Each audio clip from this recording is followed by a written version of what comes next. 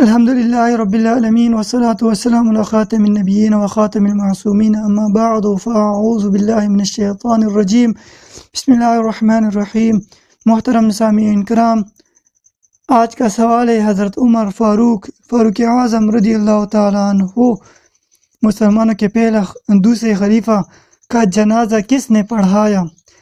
جواب سنیے۔ الجواب بعون الملک الوہاب، اللہم ہدایت الحق والصواب۔ محترم سامعین کرام، حضرت سیدنا امام عمر فاروق اعظم مسلمانوں کے دوسرے عظیم الشان خلیفہ، 34,000 شہروں کو فتح کرنے والا شخصیت، آدھی دنیا پر حکومت کرنے والا عظیم شخصیت کا جنازہ حضرت سیدنا صہیب رضی اللہ تعالیٰ عنہ نے پڑھایا تھا۔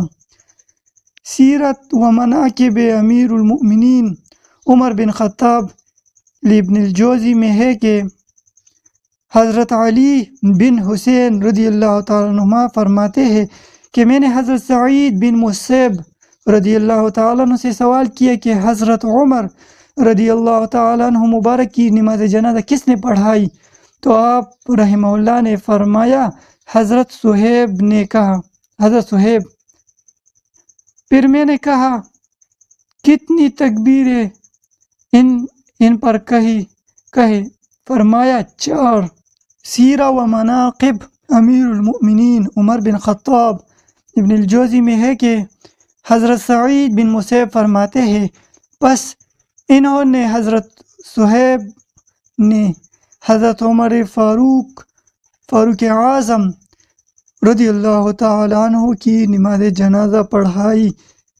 سیرہ مناقب امیر المؤمنین عمر بن خطاب ابن الجوزی صفحہ 189۔ تو یہ تھا آج کے سوال کا جواب۔ تو اگر آپ کا بھی کوئی سوال ہو تو کمنٹ میں کریں، انشاءاللہ آپ کا سوال کا جواب قرآن و حدیث اور علماء اہل سنت و جماعت و فقہ حنفی کے مطابق دیا جائے گا۔